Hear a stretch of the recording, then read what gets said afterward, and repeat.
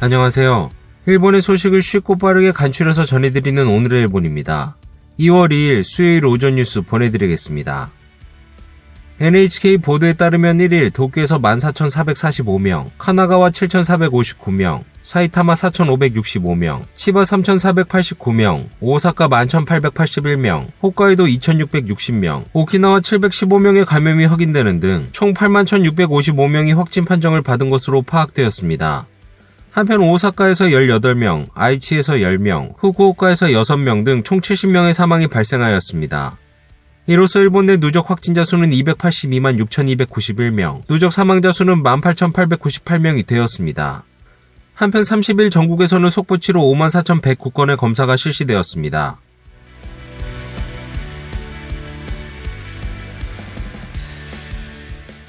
이날 도쿄에서 확인된 신규 감염자는 14,445명으로 지난주 화요일에 12,813명보다 1,632명 증가하였습니다. 최근 일주일 감염자 수 평균은 15,397명이며 전주 대비 약 1.6배 증가하였습니다. 한편 이날 70대부터 90대까지의 남녀 5명이 사망하였으며 중증 환자는 3명 증가한 29명으로 파악되었습니다. 이로써 누적 확진자 수는 59만 2,228명, 누적 사망자 수는 3,206명이 되었습니다. 다음 소식입니다. 작가 그리고 극우 보수 정치인의 대명사로 불리던 이시하라 신타로 씨가 1일 사망하였습니다. 이날 저녁 무렵 4명의 아들이 취재에 응했습니다. 父石原慎太郎が本日の午前に急逝いたしました。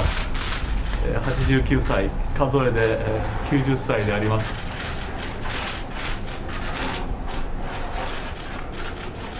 膵臓がんを患っておりまして、本当によく戦い頑張ったんでございますが、年末には12月でありますけれども短編小説を取りまとめまして、これが俺の遺作だな、こんなことを話しておりましたけれども、最後まで作家として仕事をやり遂げた。本当にその最後、体が動かなくなっても短い時間、1時間2時間ですけど、その時間にワープロに向かってですね、文字を打ち続けてた姿はやっぱり、まさしく文学者なんだなと。その分ですね、家庭人といいますか父親としては、かなりユニークな人だったと思います。ただやっぱり、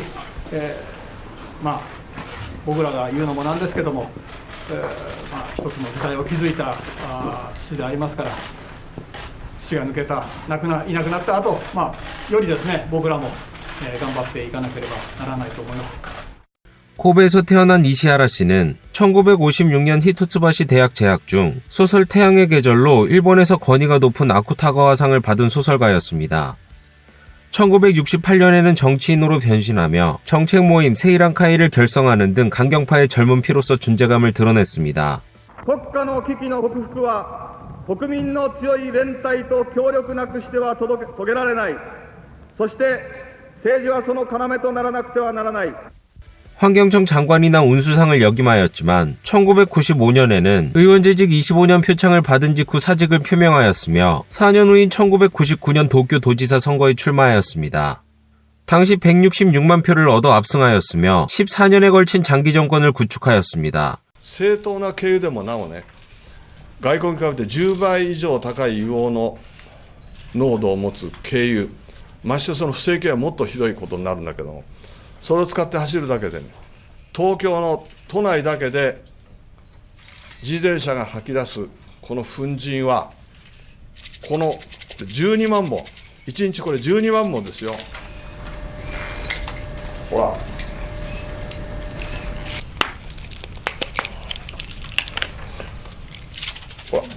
これ固まっちゃったけど、これは粉塵が飛んでるの。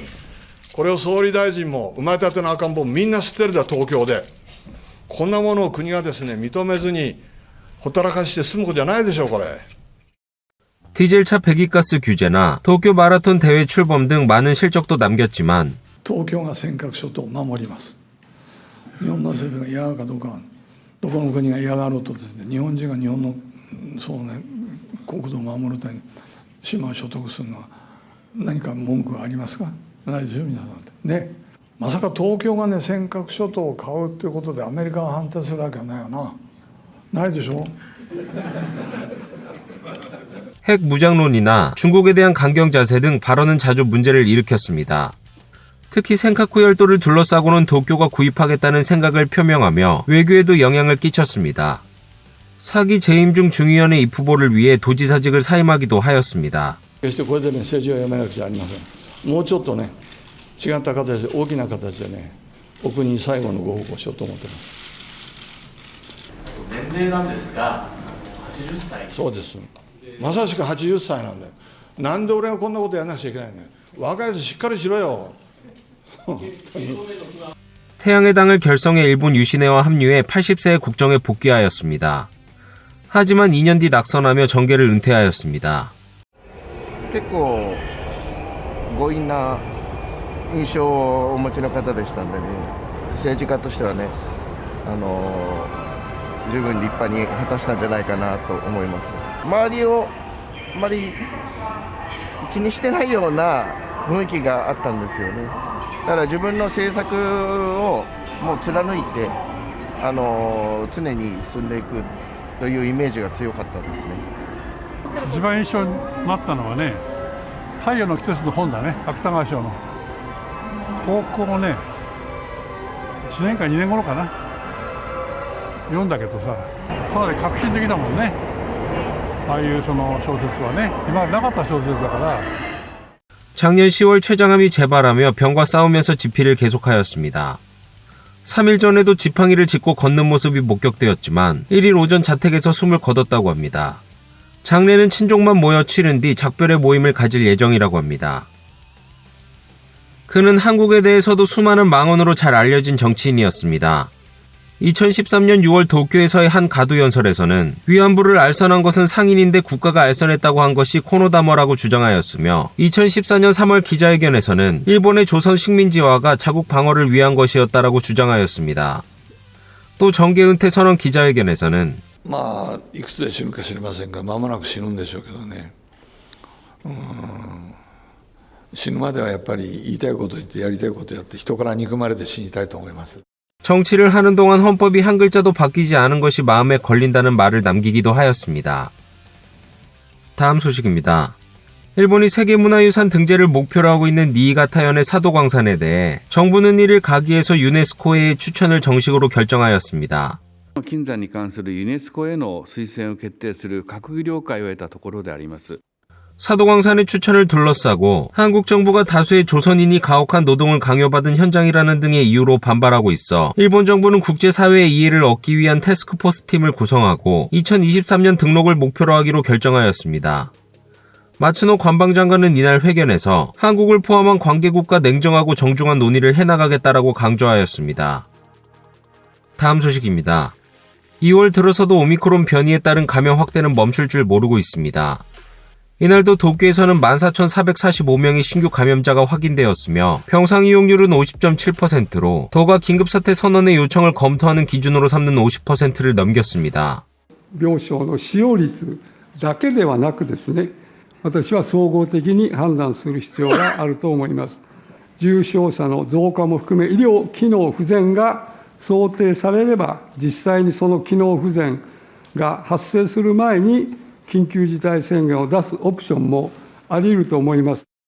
그때가 머지않았을지도 모릅니다. 도쿄 추오구에 위치한 이시카와지마 기념병원에서는 1월 말부터 코로나 병상 18개가 가득 찼는데도 환자의 수용이 이어지고 있습니다. 日々退院が出るたんびにご相談があった方を受け入れて、でもう毎日満床で経過してます。 입원 중인 한 코로나 환자는 집에 돌아가고 싶다고 호소하고 있지만 ここからねお家帰るのはねちょっとやっぱ危ないと思いますね。今の体力でこの1ヶ月とかをね焦らずに体力つけて帰った方がいいんじゃないかなと思うんですよね。 작년 9월 코로나 전용 병동을 개설해 제6파에 대비해왔습니다. 입원 환자의 절반은 경증이지만 일어나지 못하고 있는 환자도 많아 예상보다 큰 부담이 걸리고 있습니다. トイレの介助なども含めて食事の介助などなどで看護師、介護士などがやはりそちらに多くの労力を割くことになります。今結構人員的には介護度の高い、比較的高い患者さんを見るので、今結構やっぱりギリギリになってます。 감염의 급증에 따라 우려되는 것도 있습니다. どうしてもその職員の家族が感染したことによって濃厚接触者になって、で、出勤できない状況になっているっていう事例も当院でもパラパラ出ています。今のところ病院機能そのものには大きな問題になっていませんが、これが今後拡大してくると、そういった問題に直面する可能性があると思います。 다음 소식입니다. 한국과 미국, 일본 3개국이 12일 대면 외교장관 회담을 하와이에서 개최하는 방향으로 최종 조정하는 것으로 밝혀졌습니다. 3국의 외교장관 회담은 키시다 정권 출범 이후 처음이며 탄도미사일 발사를 반복하는 북한을 두고 협력 강화를 도모하려는 것으로 보입니다.